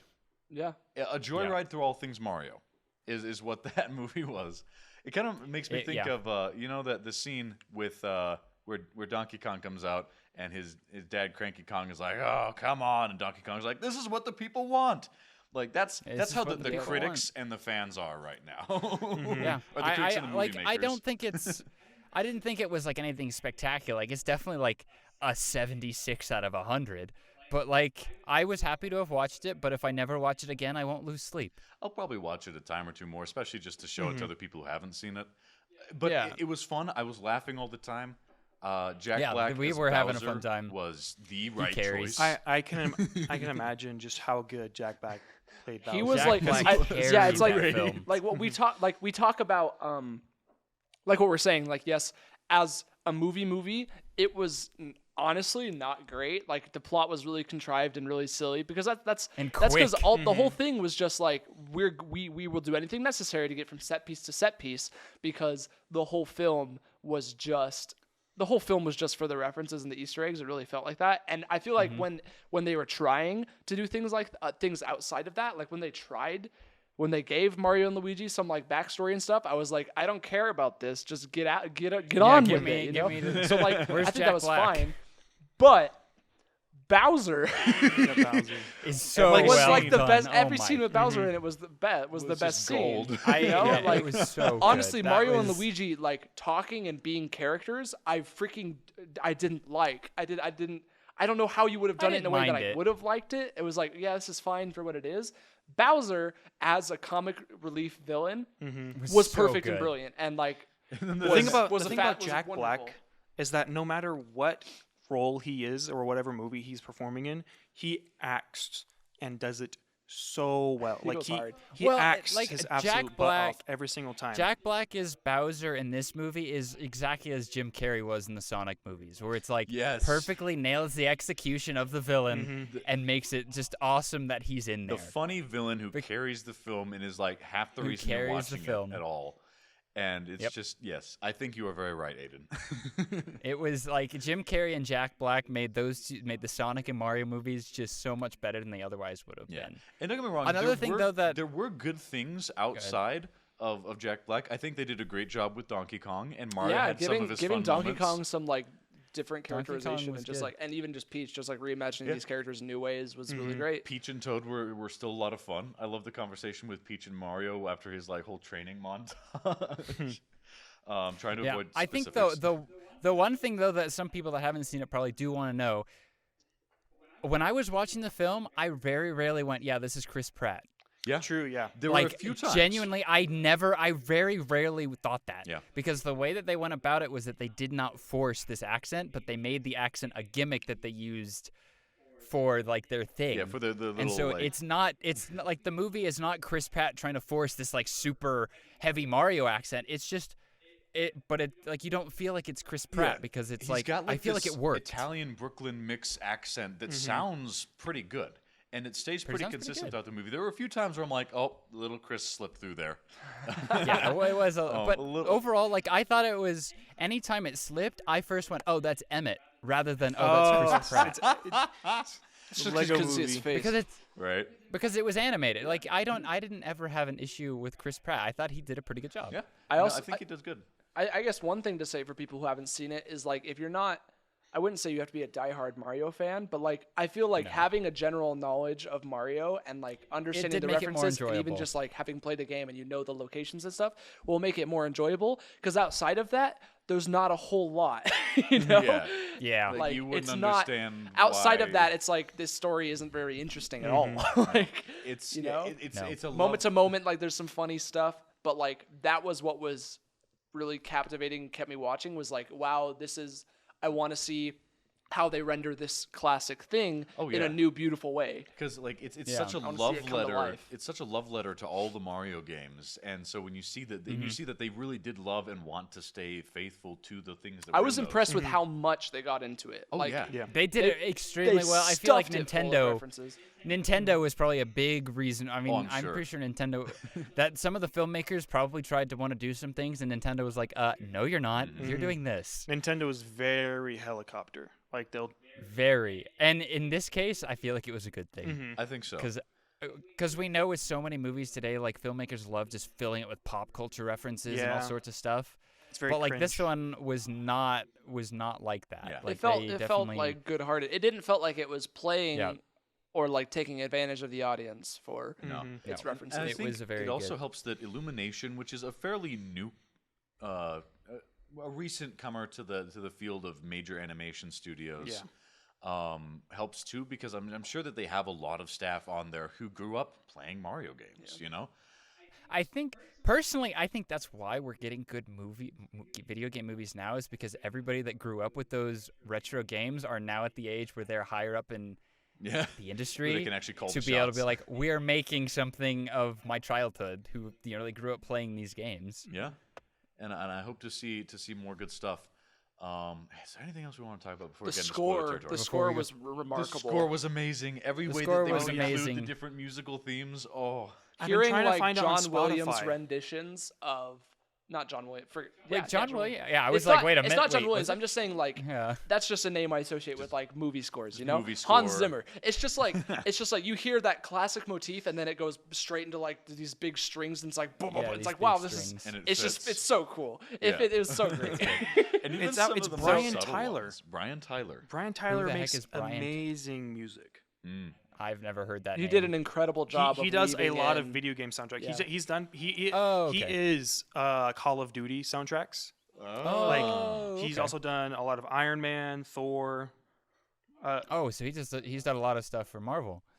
Nice. Another thing about the score that surprised me was the pop music, which was Yeah, I was not expecting. I wasn't expecting that. Okay, well, songs. before we talk about those things, are we moving into spoilers I'm now? going to say one more thing before we get into spoilers. We've discussed Okay. how we were worried about like the inclusion of the actual video game voice actor for Mario, Charles Martinet. He is there. He is there. He has speaking lines beyond just the wahoo, which he does, and you Pretty will recognize. extensive speaking lines Yeah, too. He has a straight up character who is a part of the plot and has an He's effect not a on the part story. of the plot. He shows up twice. Yeah, but he still influences He's just Mario there. pretty greatly. He's still with it. influence. What is he like a? Oh yeah, Yeah, doesn't he- he play his dad? He plays Well- Mario's Oh dad. yeah. That's I was Charles thinking, Martinet's he has dad. like the cameo character. There's a cameo character which is Yeah. just this is the real Mario voice, and then he does play Mario's But dad. no, I forgot. he's the dad, and I didn't realize that until Kyle pointed out to me at the end. Because I saw I was it like, in the wait, that was credits, him? And you gotta understand, Charles has quite a range. He's been in a lot of video games with a lot of Yeah. different types of characters. I still think that Chris Pratt did justice to Mario in his voice acting in the movie. He did. But having Charles be there and have like a legitimate role that actually had some bearing was on the good. story, not the most, but still some, and definitely an effect on Mario as a character, was very satisfying to me. Yeah. So All right, so now spoilers, audio listeners, spoilers. Look into the description for the end time code so you don't get the movie spoiled, unless you don't care, in which case, stick with us. So, do we want to talk about those Bowser musical pieces that you read at the beginning of the podcast episode. I like. Kyle. You did say Jack Black wrote So those, right? here's how it went, right? So Did he it was really? originally not a part of the script, but then Yep. two of the people who were like helping to put together the story were like talking about it, and they're like, Jack Black's a musician. Why don't we try something? So they sent him like a rough draft, a basic idea of a song. 2 days later, he And he sends wrote them it. a completed song with music and singing and everything. Yep. I can say I was not expecting a Bowser musical piece, but in hindsight, I should have. Right, knowing that it was Jack Black, and that it seems like Jack Black had a lot of creative freedom with this movie. Oh, With having played 100%. Bowser, and I feel like that was the right decision because just having him there jamming on the piano, peaches, peaches, peaches, peaches, I peaches. love you, was glorious. It was so so, good. It was funny. I so was laughing good. so hard. And then when the wizard comes and he's like, "Come, jam with me," and he's playing like some of the classic Mario level songs on the piano. It was so good. Like those scenes were awesome. It was incredible. Like the music as a whole was awesome. Like they used the Mario theme so often and they weaved it in well. And even like when Luigi's in the dark area, you hear the Luigi's Mansion theme just very so slightly. Uh-huh. Or even like they go to the Jungle Kingdom and you have like the Donkey Kong Country theme. It's just like it Or was the DK everywhere. rap. And the DK rap. Oh my DK god! rap. I lost my mind when the DK rap Donkey played. That was so good. It was so good. great. My only complaint about the score, and I told Kyle this, is I found the lack of Rainbow Road music disturbing. Yeah, because they wanted their more exciting music on. Like, on I Rainbow don't know. Road. Like, looking back, I don't really know where they would have been able to put it, but I'm sad that they didn't try something. I feel like they could have pulled something off if they had done it right as everybody gets onto Rainbow Road. Yeah. Like that. just like, do at least a that is the motif. only. What is the Rainbow Road theme? My heartbreaker was there's no Coconut Mall. Aw. True. Maybe But I a mean, they didn't go sequel. through a mall. Coconut Mall. But I think my favorite score piece though was when they picked up the star and you got the power, the superstar music, and just like the super orchestral piece. It was. I swear the there's some score was Galaxy in so there good. too. I don't remember where, but I I think there heard. might. I thought I don't heard a know galaxy if there note, too. was. You haven't even Probably- gone into spoilers yet. And then It might have been when they were in Well, the we're- flower yeah. field. There was also like it might have been, but there was also the little star from Super Mario Galaxy. The Luma. The Luma. there's The, the the was one just- that's like weird and like Yeah. fresh It- meat for the grinder. Yeah. Yeah, exactly. Yeah. You sure you haven't seen the movie? So It's in all the trailers. That character was my so over the biggest- top and pretty funny. That was great. my biggest issue of something that happened so much in the movie was that like Chris Pratt would have some of Mario's catchphrases like "Oh, Mamma Mia," they would just slow it down. Yes, they overused so many they overused slow-mo slowdown. shots. That was weird. There was too much slow mo. It was a little too much. Yeah. I was not a fan. Like maybe the first 2 times it was nice, but when you're getting like 7 or 8 times, you're like, all right, this is They needed overused. to Let's do stop it it. a little less than they did. Let's stop it. But I thought that the plot, especially because it's like he just gets isekai'd. Like we were talking about when they announced the movie we're making it, he genuinely It's an isekai. he genuinely does just isekai. Yeah, and there's a lot of plot contrivances like friggin' Keegan-Michael Key's character, the Toad, exists for no reason He just other is there. than to just tell some jokes to and have be weird. Toad. Yeah. And it was I a dumb figured. character, Like, but it's I fine. mean, there was the one time he actually helped Peach by sneaking the frost flower into a bouquet, and then one time he helped Mario by taking him to Peach and distracting the guards, which was Yeah, good. it was. Yeah, and, like like, Toad as beyond a that- character is. There's a lot of things in the plot where it's just like this is just feels really contrived and not really interesting. Where it's just like Or like I'm Mario gets Mario's best isekai'd, friend, it's and like, then Toad is like, "Oh, you're a human. I'm gonna take you. Like we're going right now. We're just gonna take you exactly." Well, I to feel the like next the set piece." entire plot was that. It's like, oh, we're just moving on. Like Mario goes into the freaking castle, and Peach is like, oh yeah, sure. Here's a training montage. Yeah. So you're like, okay, we're just going right into it, I guess. yeah, the training montage was fun though, and seeing that it was a classic. Big Mario Mario level. was freaking weird. I thought It was I was like, kinda okay, like cool. a It's like, giant okay, yeah, mushroom? let's take a mushroom. Yeah, we make he some ate a jokes giant about how he mushroom. doesn't like mushrooms, and then Peach like forced it into his throat. That was funny. And then he just gets like chunky, and he's just like just freaking paint.exe just like stretch him out. Yep. And it's just like Yeah. you didn't make it was just weird. He's just It's like, and big it was only Mario. the first time. It was what they did was the class. Like a lot of animated movies do this when there's a transition, when there's a transformation. It's in multiple stages and involves bloating and weird like. But then every time after that, it's just in one go. And I really wish that had just been one go It was from the beginning. it was just weird that the way that they made Big Mario was literally just make his model bigger. So it's physically impossible to tell what size he is at any point. After Except in that comparison. moment it never comes up again. But it was just like it was just weird. I don't know. I thought that was They odd. just wanted to include it. And it's, Yeah, my biggest complaint is just like as a movie, the plot is just it just goes so fast. You get like no time to really figure out what's going on. It's like Mario gets isekai. It's like, oh, you're going to the kingdom. Peach is like, oh yeah, we were gonna go to Donkey Kong Country and get the Kongs. It's like, oh, now we're fighting Donkey Kong. Oh, now we're on Rainbow Road. Oh, it's just like, whoa. Yeah. It goes so fast, and yet I mean, I guess this is understandable, but like them in the real world, them just chilling in Brooklyn was like a lot longer than I was expecting. It was very It was long. It was lot very longer. long, and it was fine, but the whole time I'm just like, I can't So enjoy when is this the- because I don't freaking care. Just get to the Mushroom Kingdom. Come on. I felt like the Yeah. dog attack when they were doing the plumbing job. That was so It was unnecessary. weird. unnecessary. Like we could have just honestly made them mediocre plumbers. Like they fix it, they leave, and then it bursts or something like that, and the customers Yeah, refuse to pay. I mean, like the real world stuff dragged on for a little too there were long. some fun Parts of it shenanigans, were like really catching it by the unnecessary. plunger. That was funny. I Yeah. was a bit worried. I didn't think that we would get New Donk City levels, but I was like, okay, how are you gonna make other people look that aren't Mario and Luigi? And I think they did. They I looked think- really I think good. they did it really well. I think the visual I- style I- never had any hiccups. I loved like when they were in Donkey Kong Country. They all looked so good. You got like the Diddy Kong call. Oh yeah.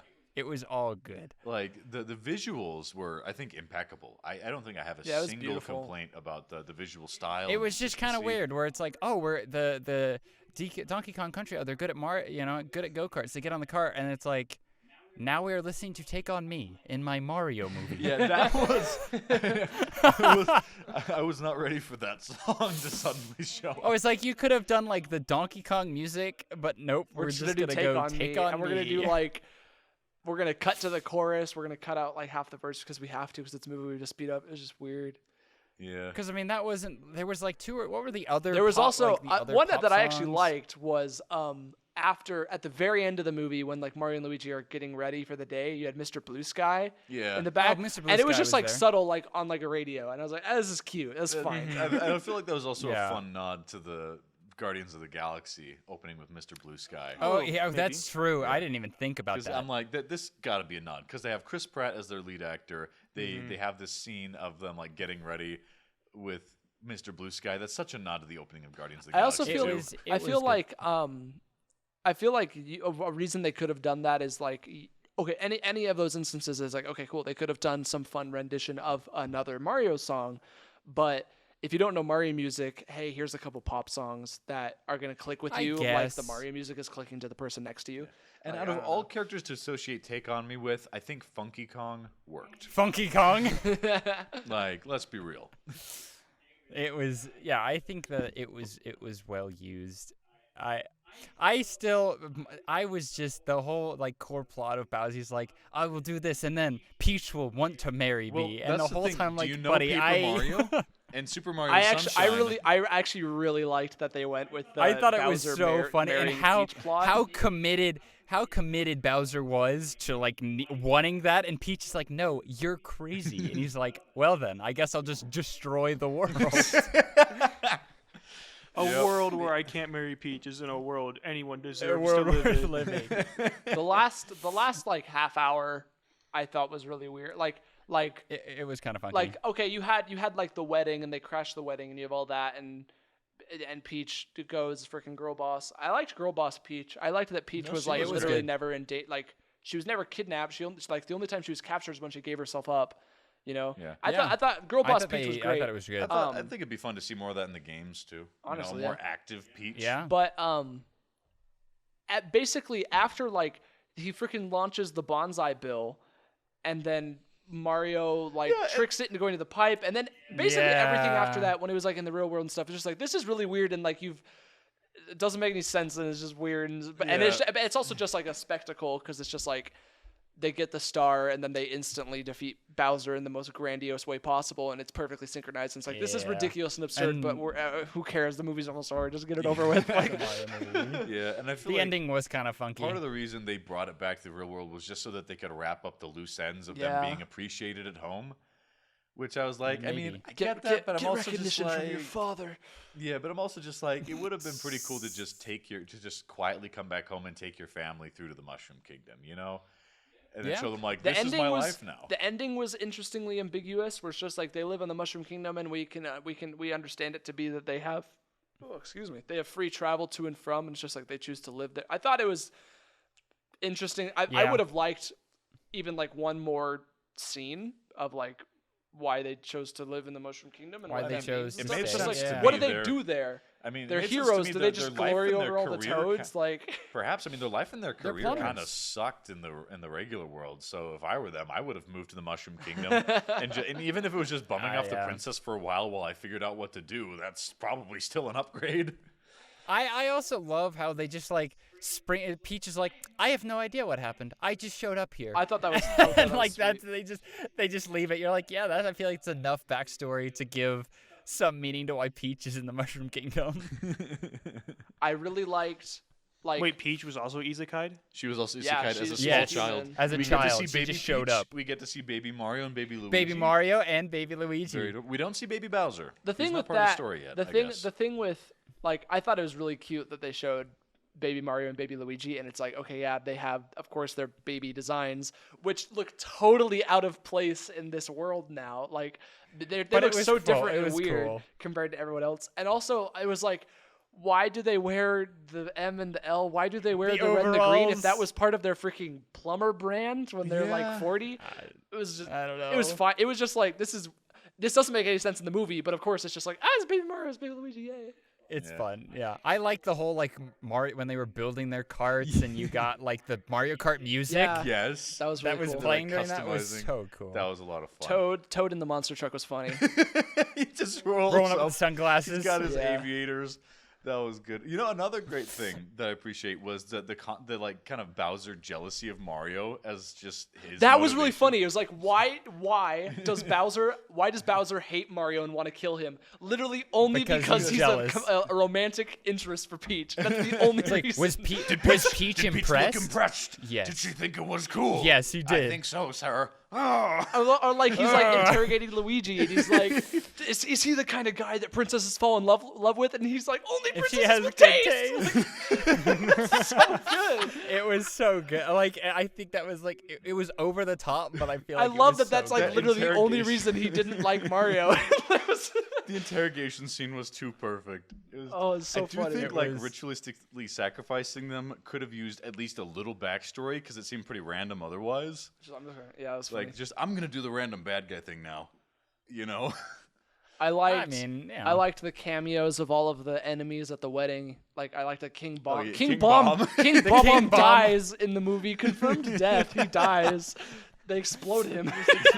Like King Boo was there. King it was, Boo. it was cute. There's the King giant. Boo. We piranha saw a lot of plant. dry bones. Yeah. Yeah. I liked the They- The blue shell cameo. the blue was shell fun, was too. really The weird. blue but shell funny. was so good. The so Koopas funny. themselves, the Koopas and the dry bones were funny. They were I wish great. that we got more stuff from the Goombas. They're literally just like They're just kind of there once. once or twice. They're I just think there. the Koopa Wizard was amazing as a Kamek. character. I love the Kamek Koopa was used Wizard. really Kamek well. was very, and then like the part where he's like role playing with Bowser to practice proposing to proposal. Peach. Dude, that scene was something else. That scene was great. The person walks was in so and they're 'cause- both like, "What?" What? Well, I love it's like because the movie finished and I was like, Kyle, surely there's a post-credit scene, right? Maybe a setup for another movie, and we just get another Bowser music. I found out later there's another Yeah, one post after credits. that. Post credits. They Whoa, teased- there's another yeah, one. After all of the credits, we stayed for all of it when we saw it last night. It just shows like the Brooklyn underground, the sewer, and there's a Yoshi egg, and it starts to hatch, and that's it. Oh, we get Yoshi in the second movie. Yeah, that was one thing I was sad about was we didn't have writing Yoshi in this movie. I was asking. Yeah. I was wondering, like, We well, I was saw gonna it, ask, but yeah, we didn't. where's We Yoshi? saw There was Yoshi. only a Yeah, Yoshi you have like a cameo. herd There's of a herd of them Yoshis like drinking at a river that Mario and Peach pass when by. they're traveling Yeah. to the jungle kingdom. Yeah. And it's like, man, I want to see Mario mount up with Yoshi and just go ham, you know? But nope. And get the fast Yoshi's Island music, Yeah. The athletic theme. the banjo. As far as like writing and characters, it's like, yeah, we've talked about how overall the plot was just really contrived and I didn't thought the really characters matter. were Moment pretty to well moment done, though. writing was interesting because I feel like it was kind of hit or miss. Where like Peach and Mario, Peach was okay. The Toad, Captain Toad or whatever the frick you want to call him, was just over the top. I think Peach and Mario were like honestly not that interesting. I feel like to watch. But hot No. dang, Donkey Kong had one-liners for days. Donkey Kong went Seth off. Rogen knocked it out of the I was park like, with Donkey wow, Kong. that was good. Tucker like, was so good. My dad was disappointed in me too. Well, your dad was right. Like, whoa. I Donkey like Kong was- Seth Rogen. Seth Rogen did such a good job Oh with my Donkey gosh. Kong. He was spectacular. And just like even like the part where they inevitably start to become like more towards friends, it felt like it worked better just because of the way that they had their lines going. And they had Yeah. Seth Rogen delivering. Yeah, his Donkey Kong stuff. and Mario, their chemistry was really good. Their chemistry turned out good because like that's one fun thing was like the character dynamics were actually a lot of fun and the dialogue was, even if not like plot interesting, was definitely interesting just for the interaction, you know? Yeah. Like the character interactions were one of the best selling points of that whole movie. Or like the Cranky Kong saying like, "You've earned some dancing pecs this time, son." Just the randomness of it all. It was good. Quiet, Diddy Kong. Sorry. Yeah, right? It's so good. I thought it was it's a good movie. I think it's on the same kind of tier as the Sonic movies. I Yeah. think because like as I had said before, if you can make a movie the quality of the Sonic movies at least, then you've made a good video game. movie. Exactly. I think that's the bar we should be at, and that's the thing that, and frankly, You have to have a villain that carries, and then yeah. And I feel like, honestly, this is perhaps the best direction for video game movies to be going right now, which is mainly just focusing on really doing a ton of fan service to fans of the games. If you try to cram a Lord of the Rings plot into things that don't have a Lord of the Rings plot already, it's not going to work. I think the only, Yeah. like, there are some video game adaptations, like I think The Last of Us did well because it was plot. That's heavy. because it was already plot heavy. and it's like a 1-to-1 rendition exactly. of the video game. But It I was feel just like put on TV. if there were any Nintendo ones, I feel like Legend of Zelda has the best chance of having more That's plot heavy. You could, like if you were looking for plot heavy, then Legend of Zelda, you would have to. and It would be a predictable plot, though. yeah, but it would be you know. it would be predictable, but that's because it's an adaptation of something where we already know what happens. Yeah, I would say that because of the success of this movie, I would say a Legend of Zelda movie in the next 10 years is not unlikely. Next 5. I would enjoy. I want it 5? to be Studio Ghibli. To be honest, I would prefer I feel Legend of like- Zelda as an anime over any other medium. No. I feel like I with don't- just the way the industry goes, I feel like we're just gonna get more 3D. We might get more 3D. It's gonna be more 3D. I don't want it to be Illumination. I feel like that's too happy-go-lucky. No, Unless I don't it's a think Wind Waker Legend. I don't adaptation. Illumination. I don't think would work with Legend of Zelda unless you were going for like a Wind Waker style. I and could see feeling DreamWorks of pulling it movie. off if we got the team that did. DreamWorks could How to really Train Your pull. I Dragon, could you know? actually Oh, that'd hold be up. that. Ooh. Yeah, Or imagine the that I team could that get on did board. Prince of Egypt. I would Yeah, take but that that's visual hand- style. I'd take that visual style. Yeah, but nobody really makes those hand-drawn movies anymore outside of like smaller companies. Or animes. Or anime. Like yeah. Nintendo is going to approach a bigger brand company, and I could see them going. The DreamWorks could do a pretty good. DreamWorks is movie, probably the but best I bet genuinely- for American studios. They might just go to Illumination. I again, though. wouldn't be surprised if they went to Illumination a second time. Like, I don't know. I how did that Illumination could animation do it. style would be weird for a Legend of Zelda movie, though. To be Like, completely they honest, might get a decent job if they do like Wind Waker or Minish Cap with that art style, but even Yeah. then, What I if feel like it just they- would clash too much. What if it's like a kind of a growing thing for Illumination, where they make something a little darker, a little more grounded? outside of That'd be the interesting. Despicable Me animation style. That'd be interesting. I guess we can mark that we're out of spoilers now, right? I Probably. think we're out. Yes, Yeah. we are done with spoilers. Any final thoughts on the movie before we finish? we can talk about other Nintendo movies, but like, I want to see my boys Wario and Waluigi, in the sequel. In the And sequel, Mario surely movie we too. get Wario. and like Mario coming out movie of like. too. I was thinking about it coming out of the theater last night. I was like, okay, cool. They have a lot of stuff that they could still do with a sequel. Like, they hit so many of the bases when it comes to like references and Easter eggs and locations and stuff that they would be digging Yeah. a little bit deeper and they'd be going to other things. Like, I don't know. Like, it's know like what'd be have hilarious? they run out? I don't know. If they open the second movie But I want Wario with and like Waluigi. Mario Strikers, just as an Yeah, opening you got scene. Playing sports. baseball. You just see Mario and Luigi going playing baseball. I in also Mushroom liked Kingdom. another. I guess just another thing about the movie. I liked how it wasn't just classic references. It wasn't just here's all the old games, here's all the old songs. There Yeah, were it was all of Odyssey them. references. You know, you had the inverted pyramid. You had Bowser's like wedding outfit. You know, like it was. And that was also in There's Paper more Mario. recent stuff. Was it really? Yeah, one of the There were Paper lots Mario of Paper games Mario opens ones, with that. apparently. Yeah. But yeah, Is it the I same feel like, white top hat? Freaking classy as heck. Oh yeah, and Bowser's got some classy He was outfits. japped up. Yeah, but anyway, I'd say overall, I think we all can say we would recommend watching it. If you like definitely see Mario, it. go watch this movie. Yeah. And just have fun, enjoy it. It's there to Enjoy laugh, it. and you'll have a good time. Sweet. Sweet. All right, Ben. Now you can speak. It's esports time. Esports. Okay. This is the wackiest transition ever, but all right, just straight in. League of Legends. So, a really cool series between Golden Guardians and 100 Thieves, which like everyone, it was like an 83% people thought 100 Thieves was gonna win. Golden Guardians won it 3-0. Ooh. Oh my gosh. And so this weekend, which meaning today and tomorrow, it is going to be Golden Guardians versus FlyQuest for the semifinal, and then whoever wins that is going to face Cloud9 in the final to see. Nice. Actually, no, I'm so stupid. It wasn't Golden Guardians 100 Thieves. That was a while ago. Golden Guardians EG. Everyone, because like EG, you know, they've won the past few years. Not few years, but they've won the year before. Mm-hmm. But like Golden Guardian smacked them. It wasn't even close. Like it was hard to watch, honestly.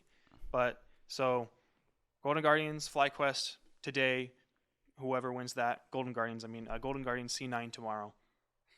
Anyways, this week is the start of the group stage for the LEC, the European one, where it is just the only two teams that got knocked out were Team Heretics and XL.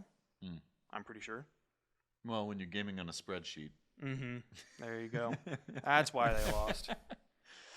So yeah, XL and Team Heretics were knocked out, with Mad Lions, the people who got second last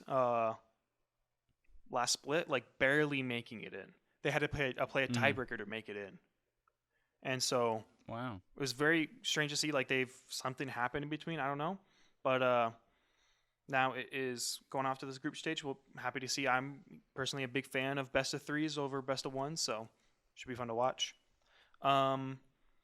The playoffs are going nuts in the LPL and LCK, the Chinese and Korean leagues. Within the LPL, right now it is in the semifinals in the upper bracket, and then going off to the lower bracket. BLG beat out over OMG to continue on, and coming up soon, we have EDG versus JDG. So the number one seed versus the number one seed versus the number 2 seed. So it should be very interesting. But overall, like it was really weird to see LNG get knocked out so soon, because they lost against OMG.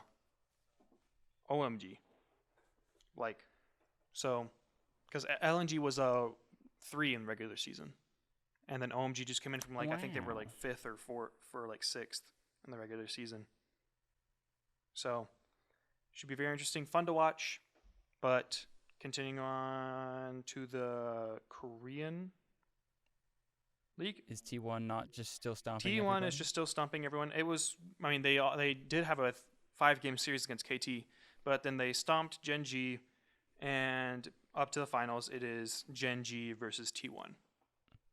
So, because Gen G beat out over KT 3-1, and should definitely be interesting. I think T1's just going to stomp again, but we'll have to see. Sweet. All right, I have 3 games. Here we go. Call of Duty has started their stage 4 qualifiers. LA Thieves and New York are undefeated at the top 2-0, and then there's 4 winless teams at the bottom. LA, Toronto, Florida, and London are all winless, with Florida and London being 0-3, so they're not looking too good. They're almost. Yeah, they're in the middle of week 2 matches, so there's matches still today. It's probably still a little too early to tell, but it looks like the Thieves and the Subliners probably are going to take the top seeds. So, Call of Duty. Rocket League. Hey. Finally, we get some S-tier Rocket League. The winter major split in the championship series started on the 6th. So they've got group stages and stuff. So they did their group stages already. So in Group A, FaZe Clan came out on top. Group B was Carmine Core. Group C was Liquid, and Group D was Complexity. The top 3 teams in each group moved on, so they have their playoff bracket. So those start actually later today on April 8th. So it's gonna be Team Falcons versus Gen G. It's gonna be Team Secret versus KRU Esports.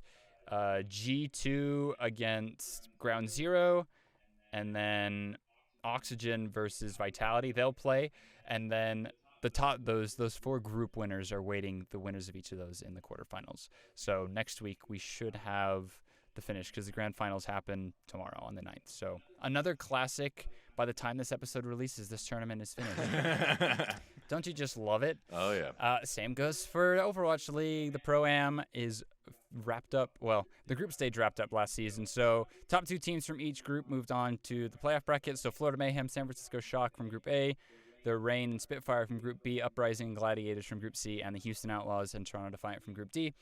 Those bracket playoffs start today, single elimination. So the Mayhem will play the Spitfire, the Uprising will play the Defiant, Outlaws will play the Shock, Reign will play the Gladiators, and that will also finish on the 9th. So come the episode release date, audience, it's finished. So this is outdated information already. The Houston Outlaws finally have a good team. Let's go. They did.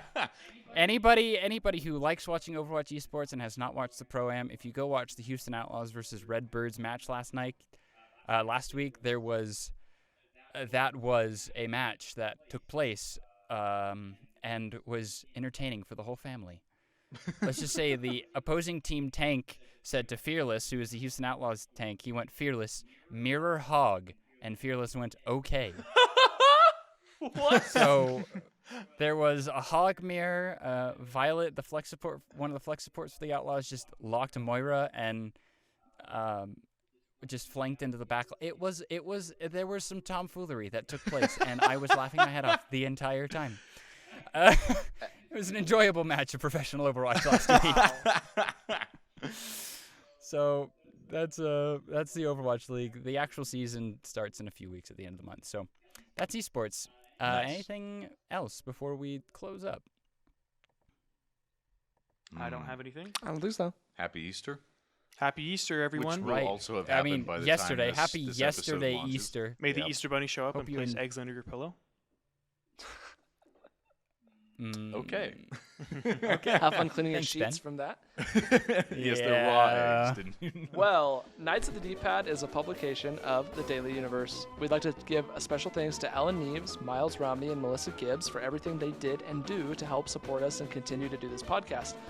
Also, if you'd like to reach out to us with feedback, ideas for topics, or just to say hello, you can shoot us an email at knightsofthedpadpodcast@gmail.com. With that, let's sign off. My name is Jason, I'm Kyle. I'm Ben. And I'm Aidan. and we are the Knights of the D-Pad. We will see you next time. Huzzah. See ya. Woohoo! Woohoo!